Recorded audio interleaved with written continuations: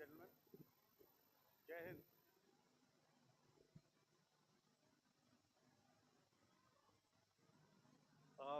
Welcome to this special press conference on Operation Sindoor. We will begin with opening statements by the three senior officers to my right here, who have been directly overseeing operations during Operation Sindoor. We have Lieutenant General Rajiv Ghai, Director General Military Operations, who will cover the aspects related to land domain. Air Marshal A.K. Bharti, to his right, Director General Air Operations, will provide insights on the air domain. And to my right is Vice Admiral A.N. Pramod, Director General Naval Operations, who will cover aspects on maritime domain. Following their briefings, we will move on to the question answer session. I now request the DGMO to commence the opening brief. Thank you, Sandeep.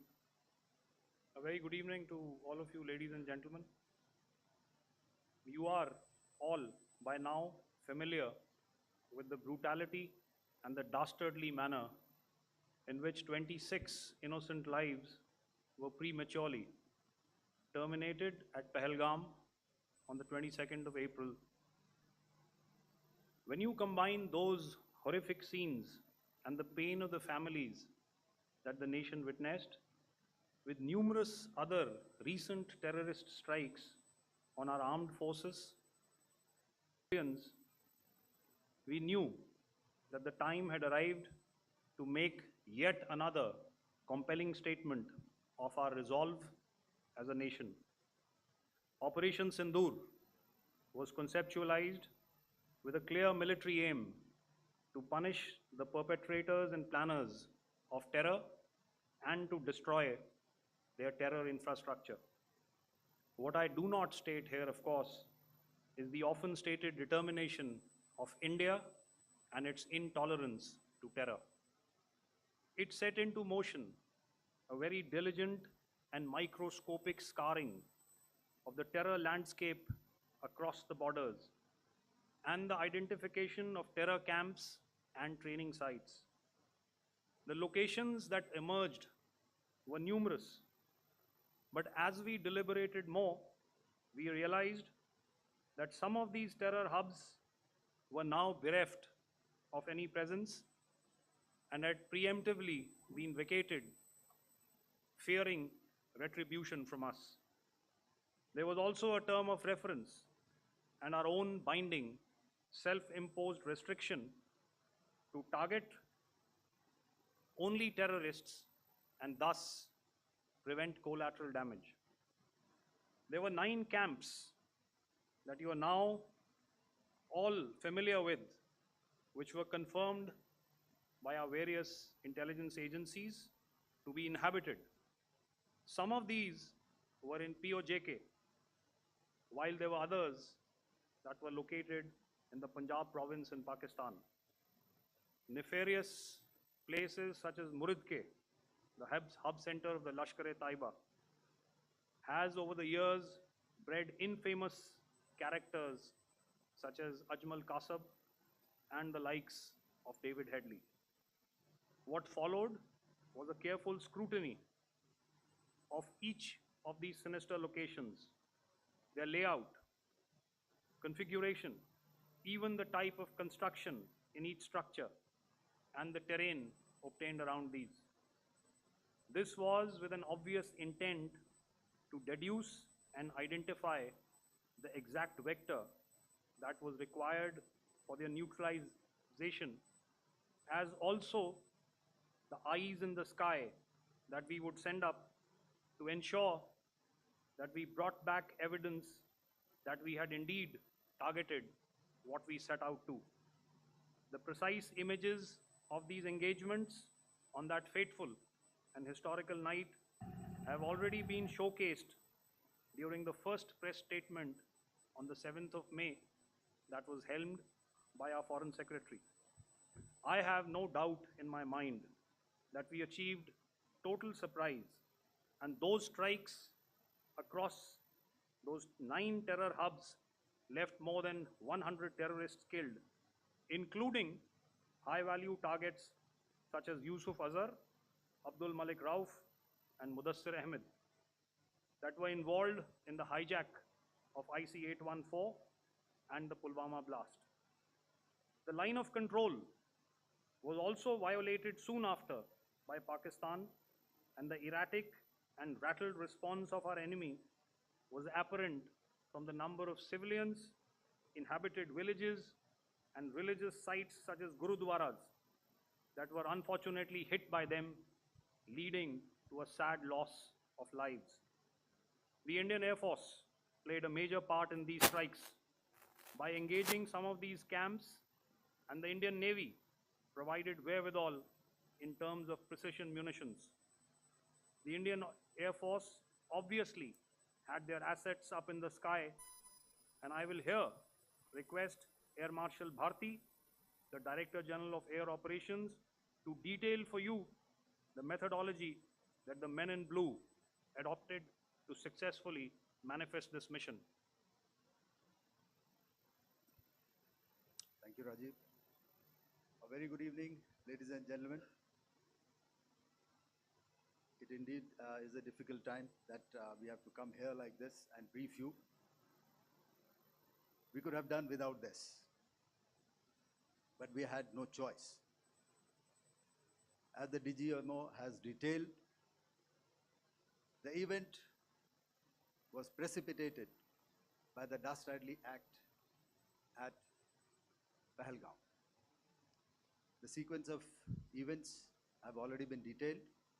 We carefully selected the targets, and out of the 9 selected targets, the target systems that were given to the Indian Air Force were the notorious training camps at Bhavalpur and Muridke, these being further from the international boundary. Through critical target system analysis, we analyzed what was to be done to annihilate these targets and plan to engage these targets with precision air-to-surface guided munitions so as to avoid collateral damage. The modalities of planning process I will not go through at this instant. However, what I would like to show you is the results that we achieved through our targeted airstrikes. Could I have the second slide, please?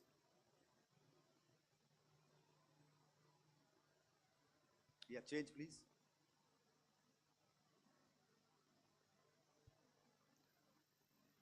Okay.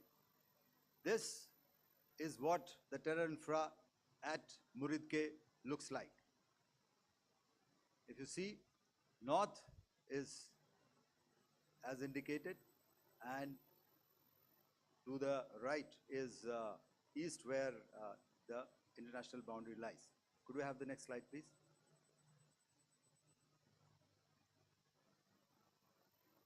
Orientating.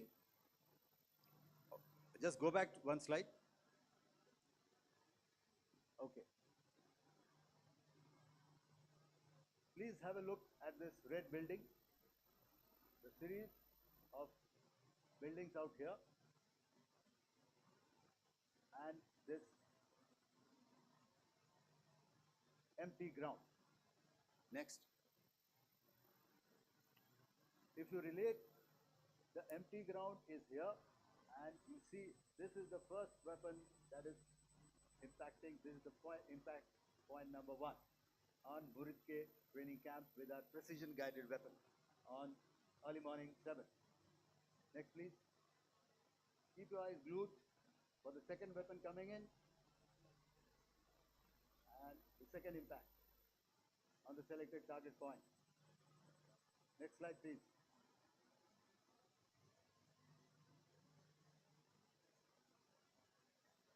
Third weapon, third impact. Continue. fourth weapon, fourth impact. So through these targeted and precision targeting, we addressed the target at Muridke, which was the turning infrastructure.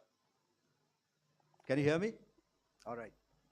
Okay, I'll come closer to the mic. Now we go to the next target, which is the Bhavalpur training camp. Next slide, please. Okay, just wait. So the effect, if you see, the impact point, if I can point out, this is the impact point. The ammunition has gone through the roof and it has created a blast inside, the photographs of which you would have, all of you would have seen. And the red building, after that, there was this double-story building. It has been completely decimated by our precision targeting. Next, please. The target system, which was in the north, a series of buildings. I'll show you how it looked. Next. Completely destroyed by our precision targeting. Next. Now coming to Bhavalpur, this is the target complex that we are dealing with, a fairly large target complex. So we had to carefully choose the points that we needed to address, which were high value and which would meet our stated objectives of eliminating the terrorists. I would like to draw your attention to this red canopy, and in relation to that, I would cover the targets. One target system is a series of buildings here, other one here, and other one out here. Next slide, please. This is how it looked before, and this is how the building looked after the impact of the weapon. And orientation in relation to this red canopy, you can see here. Next, please. Before, next, and after. The roofs have completely collapsed. Next. This is the target system. Next. Precision targeting, and we have achieved our objectives here. Next. All right, so that was what we did on the 7th. Our objective was to address these two terrorist camps, and that we did with precision.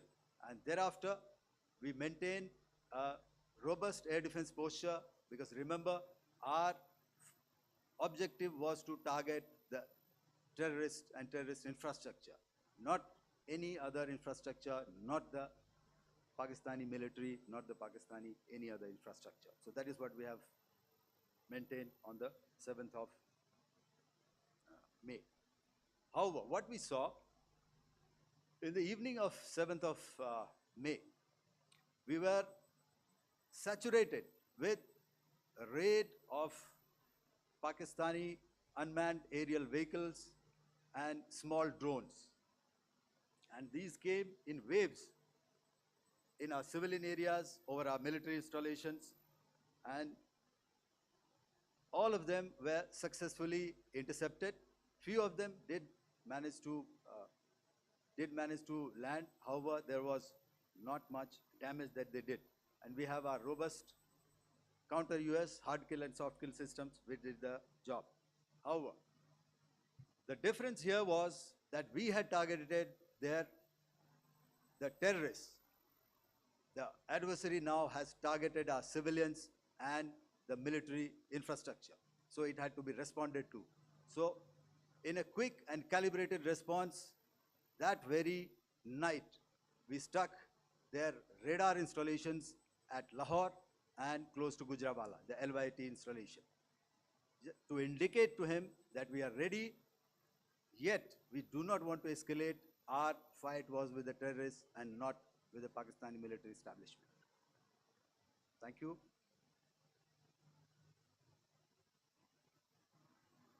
Thank you, Air Marshal Bharti.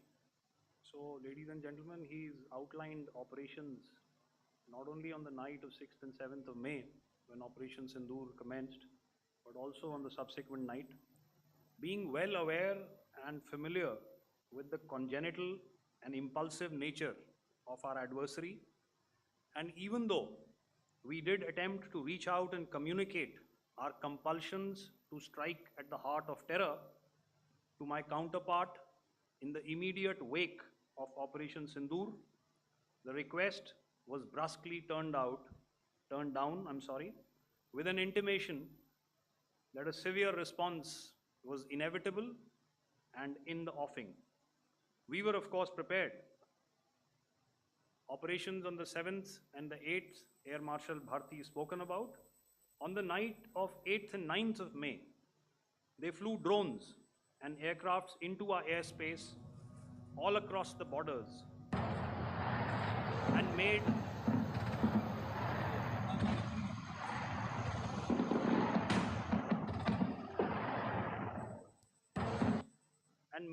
largely unsuccessful attempts to target numerous military infrastructure. Violations on the line of control by Pakistan also commenced yet again and precipitated into fierce RT engagements. The air operations on the night of 8th and 9th of May, I'll yet again request the DG Air Operations to cover.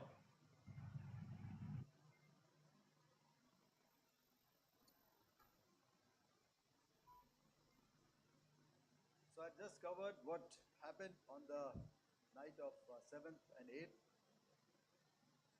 What we found that on the night of 8th and 9th, starting as early as 22:30 hours, our cities had a mass raid of drones, unmanned aerial vehicles, UCAVs, starting right from Srinagar, going down right up to Nalia. It was a mass raid in waves, and it was relentless. However, we were prepared, and our air defense preparedness ensured that there is no damage on ground or to any of the intended targets that the enemy might have planned for. The difference between 7th night and 8th night was that on 7th night, he sent in his Yeha class of UAVs. However, these UAVs can go some distance, they are armed. However, on the 8th, less numbers of armed UCAVs were there or UAVs were there, and more numbers of quadcopters, maybe for surveillance or just for harassment of civilians. This continued till midnight. Our air defense preparedness ensured that there was no damage on the ground, either to the military installations or to the civilians. However, the enemy had yet again shown that he wanted to up the ante and he wanted a fight, and we were up to the task. In a measured and calibrated response, we once again targeted his military installations, which included his SAM sites at Malirkant. This also included his surveillance radar sites at Lahore and close to Gujranwala.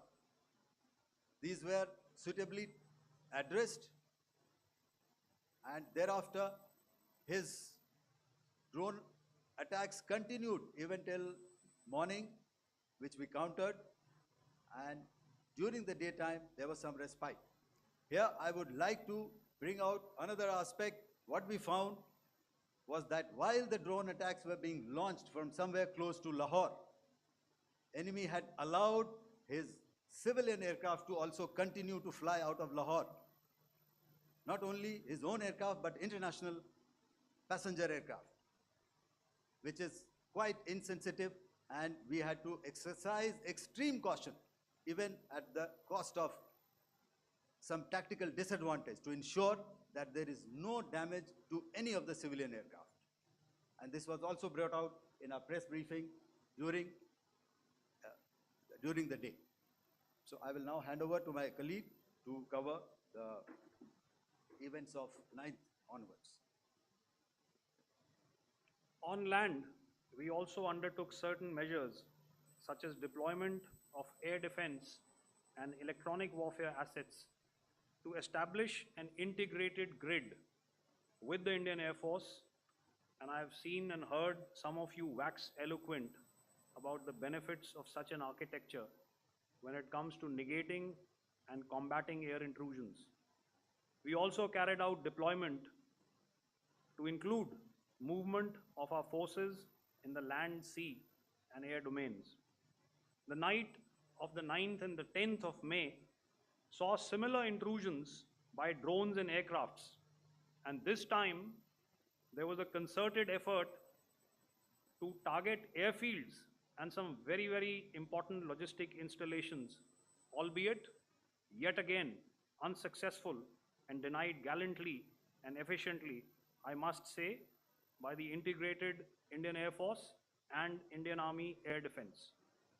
We further strengthened our deployment and also initiated some pressure points to send a very clear and unambiguous message to the other side to desist from any misadventures on land. Some of the airfields and dumps saw repeated attacks in waves from the air. All were thwarted. The Pakistan Army has reported to have lost approximately 35 to 40 personnel in artillery and small arms firing on the line of control between the 7th and the 10th of May. What the other side had probably also not reckoned with was the speedy and precise turnaround and hit back by the Indian Air Force. And I will yet again ask Air Marshal Bharti to speak about these significant and game-changing strikes.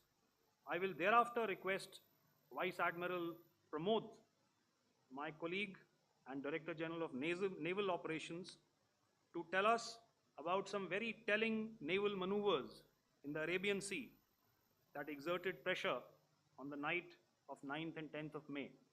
Over to you, sir. Commencing about 2000 hours, that is 8 p.m. local time, on 8th of May, several Pakistani unmanned aerial systems, drones, combat vehicles attacked multiple IF bases. These included Jammu, Udhampur, Pathankot, Amritsar, Bhatinda, Nal, Dalhousie, Thois, Jaisalmer, Uttarlai, Falodi, Nalia. These were almost simultaneous and they came in waves. All our AD guns and other systems were waiting for them. All these waves were neutralized by our trained crew using the air defense systems that they have, and also some of them were utilized using our legacy systems like Pechoras and IF Summer, which we have recently acquired. And some were neutralized by the Garud snipers. There was no damage on ground from these incursions and these mass raids, if I could call them, from the Pakistani side. However, following these relentless attacks on our air bases, on our forward positions, and on our civilian targets, this was time to convey some message to our adversaries. And therefore, a decision was taken to strike where it would hurt. And towards that in a swift, coordinated, calibrated attack, we struck his air bases, command centers, military infrastructure, air defense systems across the entire Western Front. The bases we struck include Chaklala, Rafiki, and mind you, Chaklala is Islamabad, Rahim Yar Khan, Sakar, sending a clear message that aggression will not be tolerated. This was followed by strikes at Sargoda, Bholari, Jacobabad, We also struck the C2 centers at Murid, the UAE complex at Murid, Rafiki, radar at Chunia, which I will show you, Rahim Yar Khan airfield, and the unmanned combat aerial vehicle hangar at Sakar. I would like to reiterate here that we have the capability to target every system at these bases and more. However, it was only a measured response to instill good wisdom to our adversary to refrain from further escalation. IF response was directed only at military installations, avoiding civilian and collateral damage. I would now like to show you some of the effects that have been achieved as a result of our air operation.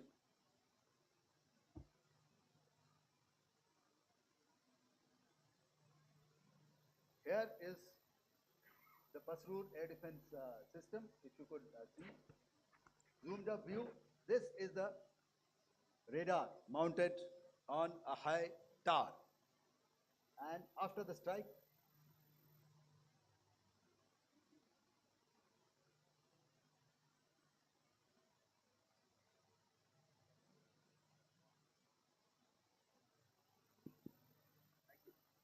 can you hear me? Yeah, thank you. And after the strike, this is what has happened. This radar has been taken out, completely burnt. Next slide, please. The Chunia air defense radar, which was taken out on 7th and 8th. This is the radar site. A blown up photograph, once again, on a tower. Not very clear, but what you see very clearly is the after effect after we have stuck. The radar head has been completely decapitated. Next slide, please. Arifwala air defense radar. In this complex, you see how it looked before, blown up image, and after really blown up. Next. Now coming to Sargodha airfield. Remember, this is one of their important airfields wherein they have a lot of assets, F-16s, other assets which they keep getting, training institutes.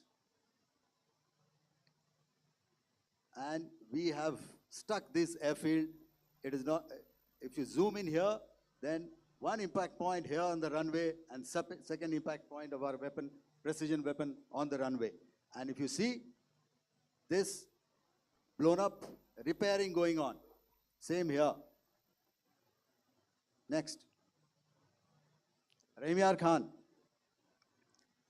This is the area we have stuck. A deep strike out here and one complex here. So this is how it looked before, and same. You see a big crater, another crater here, and this complex after strike neutralized. Next. Chaklala airfield, Noor Khan, once again a major air base, a lot of their logistic assets out here. This was the chosen complex that we intended to strike and convey a message. Next slide, please. This is how it looked before, and this is how it looked after our strike. Next. Sakar. We chose the radar site at Sakar. This is the radar site, and after it was struck, this is the aftermath, completely burnt out. Next, please. Aircraft shelter. This is how it looked before the strike, and this is how it looked after the strike. The roof of the buildings completely caved in and burnt. Next. Bolari airfield, aircraft hangar. This is how it looked before, and this is how it looked after the precision strike. Next. Jacobabad,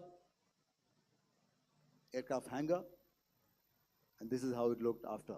Next. So what I'm trying to convey here, ladies and gentlemen, is to start with, Our fight was neither with the Pakistani military nor with anybody else who's there on the other side. Our fight was with the terrorists. We neutralized the terrorists that we selected to be neutralized, and thereafter, we only maintained the air defense posture. However, we were relentlessly pounded by waves after waves, night after night, by his UCAVs, by his drones, and by his other unmanned aerial systems. And that left us with no choice but to retaliate, and yet our retaliation was calibrated, it was graduated, and it was proportionate. Thank you.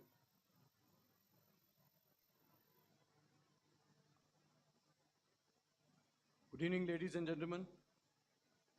In the aftermath of the cowardly attacks on innocent tourists at Pahalgam in Jammu and Kashmir by Pakistani-sponsored terrorists on 22nd April, the Indian Navy's Carrier Battle Group, surface forces, submarines, and aviation assets were immediately deployed at sea with full combat readiness in concert with the Joint Operation Plan of the Indian Defence Forces. You may be aware that we tested and refined tactics and procedures at sea during multiple weapon firings in the Arabian Sea within 96 hours of the terrorist attack. The aim was to revalidate our crew, armament, equipment, and platform readiness to deliver various ordnance on selected targets precisely. Thereafter, our forces remained forward deployed in the Northern Arabian Sea in a dissuasive and deterrent posture with full readiness and capacity to strike select targets at sea and on land, including Karachi at time of our choosing. The forward deployment of the Indian Navy compelled Pakistani naval and air units to be in a defensive posture, mostly inside harbors or very close to the coast, which we monitored continuously. The Indian Navy maintained seamless maritime domain awareness throughout the duration and was entirely aware of the location and movement of Pakistani units. In effect, we had and continue to have good battle space transparency using our maritime domain awareness grid. As you are aware, our response has been measured, proportionate, non-escalatory, and responsible from day one.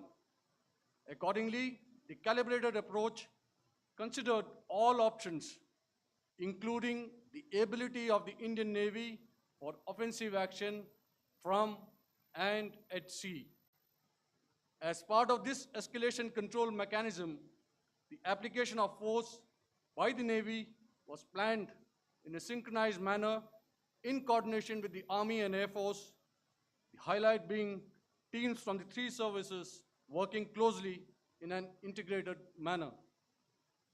Along with the kinetic actions by the Indian Army and Indian Air Force, the overwhelming operational edge of Indian Navy at sea contributed towards Pakistan's urgent request for a ceasefire yesterday. As we speak, Indian Navy remains deployed at sea in a credible deterrent posture to respond decisively to any inimical action by Pakistan or Pakistan-based terrorists. Thank you. Samno Varna, Jai Hind. Now I'll hand over to Director General Military Operations for further proceedings. Ladies and gentlemen, on the 10th of May, in the morning, even as we were getting into a huddle to wargame the events of the previous night, a routine exercise, I received a message on hotline from my counterpart in Pakistan seeking my willingness to communicate. Since our initial aim was to strike at terror camps, and all our actions in the subsequent days were in response to the intrusions and violations by the Pakistan Air Force and its army, it was decided that I would indeed speak with my counterpart. You are already aware, I've seen it being covered on national television, that my communication with the Pak DGMO was conducted at 15:35 hours yesterday and resulted in cessation of cross-border firing and air intrusions by either side with effect from 1700 hours, 10th of May, after he proposed that we cease hostilities. We also decided to further speak on the 12th of May, that's tomorrow, at 1200 hours, to discuss the modalities that would enable the longevity of this understanding. However, disappointingly, and must I add, expectedly, it took only a couple of hours for the Pakistan Army to violate these arrangements by cross-border and across the line of control firing, followed by drone intrusions across the expanse of the Western Front through last night and in the early hours of the morning today. These violations were responded to robustly and dealt with as they must be. We have earlier today sent another hotline message to my counterpart highlighting these violations of the understanding between the DGMOs on the 10th of May and our firm and clear intent to respond to these fiercely and punitively, if repeated tonight, subsequently, or later. In this regard, I must inform all of you that the Chief of Army Staff has earlier today conducted a security review and has granted full authority to our Army commanders for counter actions in the kinetic domain in case of any violation by Pakistan. In the end, I pay my solemn homage to my 5 fallen colleagues and brothers from the armed forces and civilians who have tragically lost their lives in Operation Sindoor. Our hearts go out to the bereaved families, and we express our solidarity to them in this lifetime and beyond, at this grave juncture in their lives.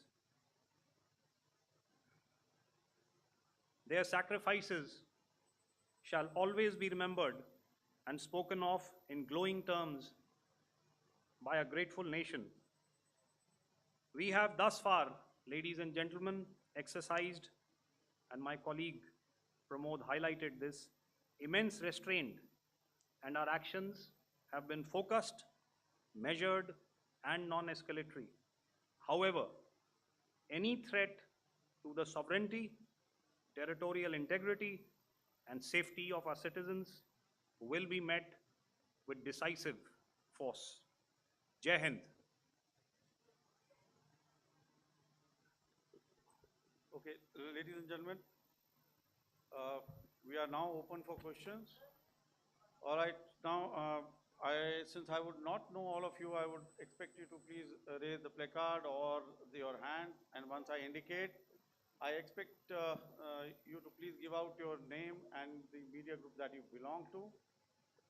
Keep your questions short so that we can take as many questions as possible. Also, ladies and gentlemen, kindly bear in mind that confidential aspects may not be answered by the 3 DGMOs. Right.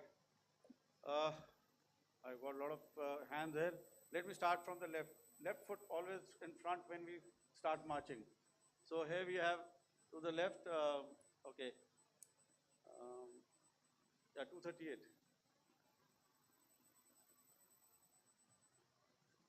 Hello. So this is Manas Pratimhuyan from PTI, Press Trust of India. So the understanding that was reached yesterday on stopping the military operations and actions, was it for just 3 days? And what would be the cost escalation if there is violation of this understanding by the Pakistani side? And my subsequent question would be that we have a kind of ceasefire agreement with Pakistan that was finalized in 2003. So will there be some kind of similarities in frameworks between the two kind of understandings, 2003 ceasefire agreement and the current understanding on stopping military operations? And again, what are the cost that will be incurring on Pakistan if Pakistan again resorts to this kind of terrorist activities, because we have made it very clear that the cost will be very high. So I would like to have your thoughts on it. Okay, so I'll answer the latter part of the question first. I also want to add that while the initial ceasefire agreement, as you correctly pointed out, is of the 2003 vintage, but I must remind you that in 2021, in the month of February, and this was then when the crisis in eastern Ladakh was also on, the two DGMOs had spoken and arrived at a ceasefire understanding that lasted right up until this unfortunate attack at Pahalgam. Once our Foreign Secretary had announced the decisions of the CCS in the immediate wake of that attack, he had announced certain measures, and then of course Pakistan had in turn made its own announcements. Since then, there have been certain violations of this ceasefire understanding, and of course after the 7th of May, like I pointed out during my statement, that there have been numerous violations on the line of control especially, and of course along the international boundary by the Pakistan Army and the Pakistan Air Force. This understanding that we spoke about yesterday, no, it was not for 3 days. It was first to stop aggressive and hostile activities immediately, let that order and direction settle down for about 36 hours, and thereafter discuss modalities, like I said, to ensure its longevity. That is tomorrow on the 12th of May. But unfortunately, we had a violation starting at approximately 1900 hours last night, and we've sent a communique, like I said, to the Pakistan Military Operations Directorate, and we will await what happens tonight. All right. The cost escalation, I'll leave it to your best imagination. I've already said that the response will be fierce and punitive. Now, the right foot forward. Yeah.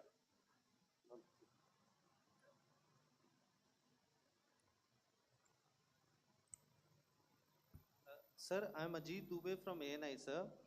Sir, my question is that you talked about the loss of lives to the Pakistan Army, that was around 35 to 40 kills secured by the Indian Army. Sir, can you tell us what would be the total loss of life to the Pakistan Army in both Army and Air Force attacks, sir? And how good was the performance of the BrahMos, Scalp and the S-400 during the operations?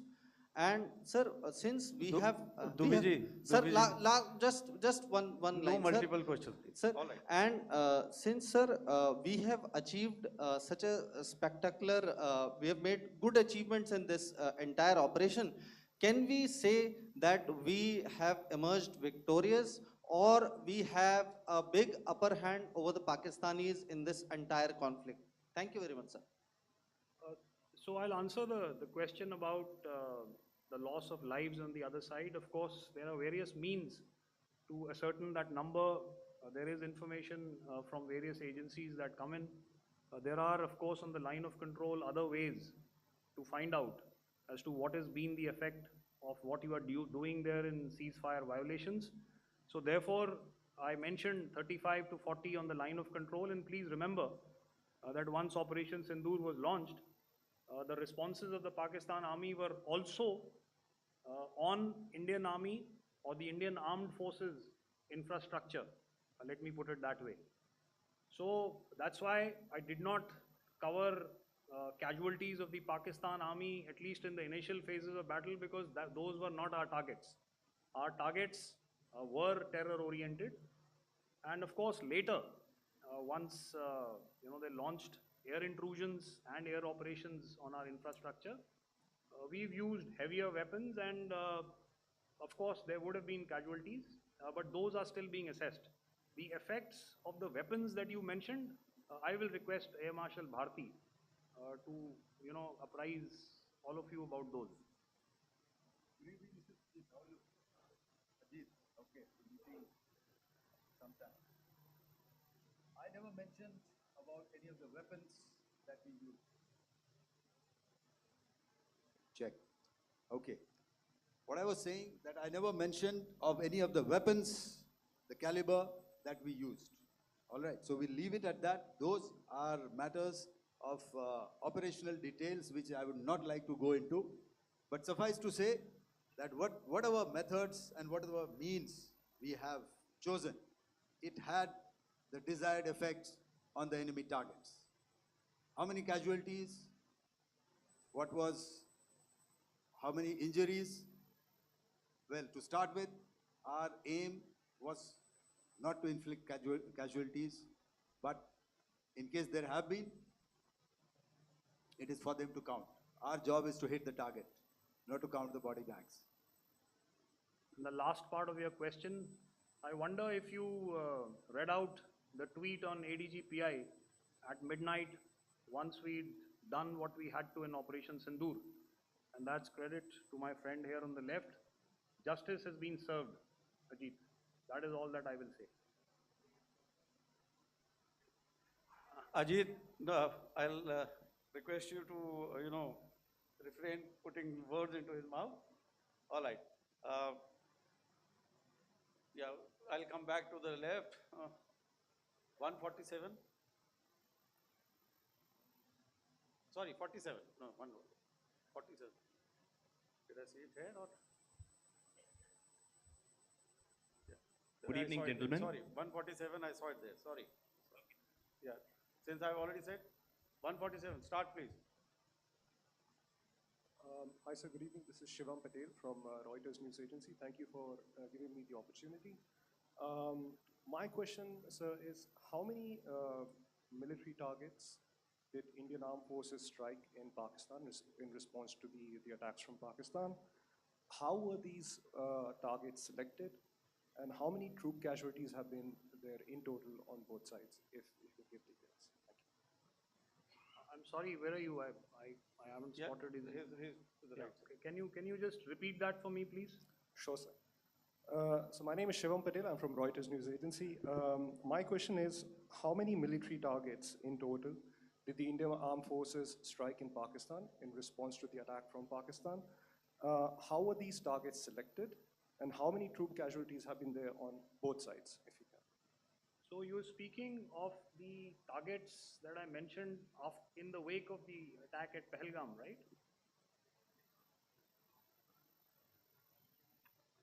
Yeah, I think it's amply clear to everybody here that the Pakistan army has not crossed the international boundary, neither in the plain sector nor on the line of control. So the intrusions have been in the air. There have been certain attempts on the line of control when ceasefire violations have been on to try and infiltrate and carry out and perpetrate activities that we are all very well familiar with. Whether these are by terrorists or by the Pakistan army or its special forces and commandos is difficult to say, but each of these have been effectively thwarted. So therefore, as far as engagements of military targets on the other side is concerned, I thought Air Marshal Bharti covered those very well and in detail, and he also mentioned as to how they went about targeting those.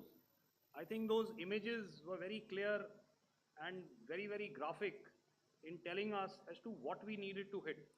And you'll remember right at the outset, I said that we even went into what was the construction in each of these locations, and therefore decided on the vector that had to be utilized. Please. Okay, if I could add to what the DGMO has said, I have already detailed the targets. Now, whether it is X numbers or Y numbers is that is immaterial.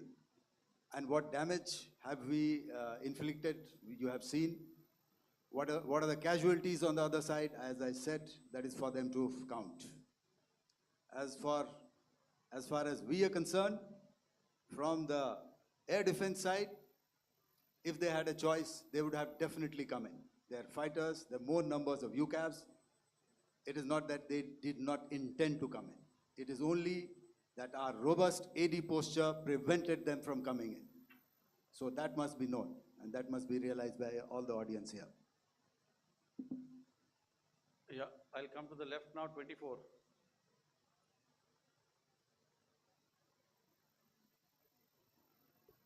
Good evening, sir. This is Anvesh Rath from Z.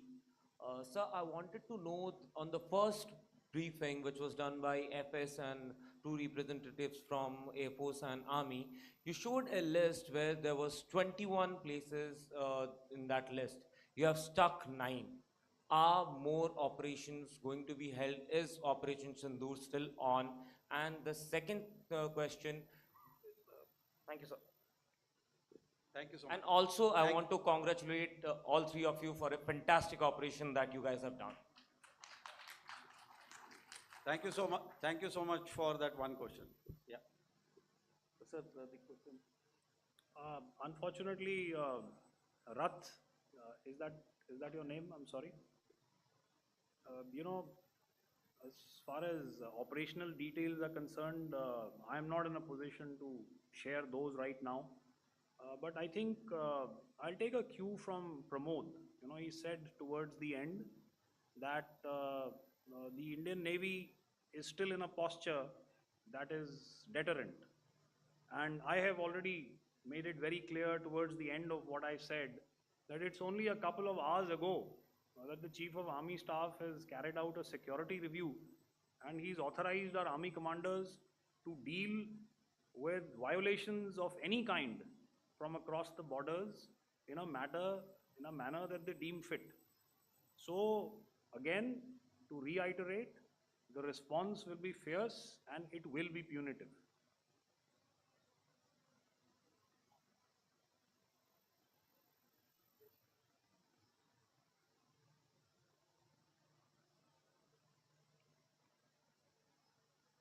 I'll go back this side now.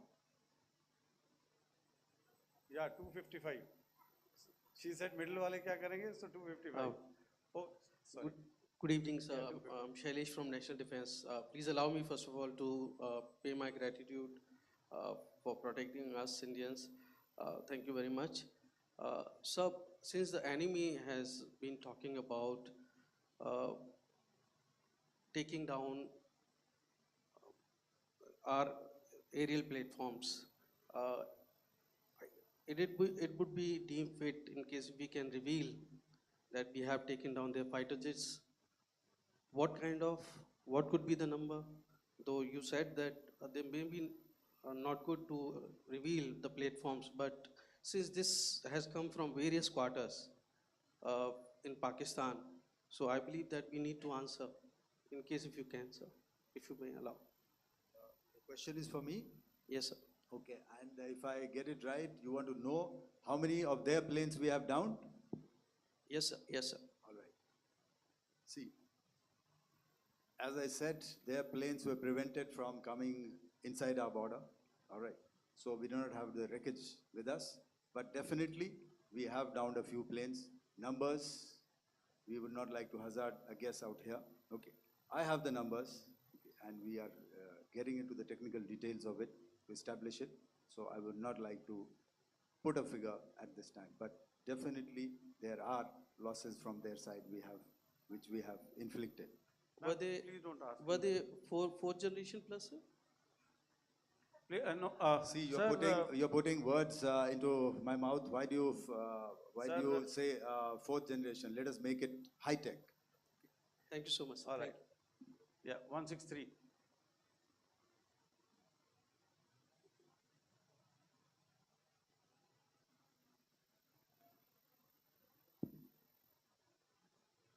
तो मैं मंजीत नेगी हूँ आज तक से। मेरा सवाल ये है कि इस पूरे ऑपरेशन में जो आतंकी ठिकानों को निशाना बनाया गया, क्या नंबर्स कुछ बता सकते हैं कितने आतंकी मारे गए? कुछ नाम सरकार मतलब कुछ नाम मीडिया में आए भी हैं जो बड़े उसके मास्टरमाइंड थे।